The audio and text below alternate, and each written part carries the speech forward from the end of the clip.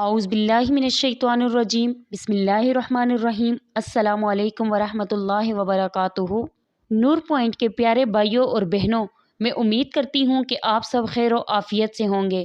میں اللہ رب العزت سے دعا گو ہوں کہ آپ سب کو خیر و عافیت سے رکھے، آمین۔ معزز سامعین کرام، اپنی آج کی ویڈیو میں ہم بات کریں گے عورت کے اعتکاف کے بارے میں۔ سامعین کرام، اعتکاف کی فضیلت بہت زیادہ ہے، اعتکاف کا ثواب بھی بہت زیادہ ہے۔ اعتکاف کرنے والا نیکیوں کے انبار لگا دیتا ہے، اعتکاف کرنے والا نیکیوں کے پہاڑ لگا دیتا ہے۔ یہاں پر ایک سوال آیا ہے، کیا وہ عورت جس نے گھر میں اعتکاف کیا ہوا ہے وہ اعتکاف کی حالت میں گھر کے کام کاج کر سکتی ہے یا نہیں؟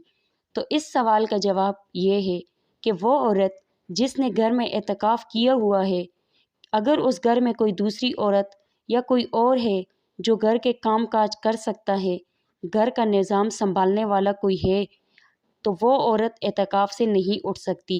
وہ صرف اپنی جگہ پر بیٹھ کر اللہ رب العزت کا قرب حاصل کرے گی۔ لیکن اگر اس گھر میں کوئی بھی نہیں جو گھر کا کام کاج کرے یا گھر کا نظام سنبھالے، پھر اس عورت کے لیے گنجائش ہے کہ وہ اٹھ کر گھر کا کام کر سکتی ہے، لیکن اسی کمرے میں رہ کر وہ گھر کا کام کرے گی جس کمرے میں اس نے اعتکاف کیا ہوا ہے۔ اس کمرے سے باہر جانے کی اس کو اجازت نہیں۔ اللہ رب العزت ہم سب کو دین کی سمجھ عطا فرمائے اور دین کے مطابق زندگی بسر کرنے کی توفیق عطا فرمائے، آمین۔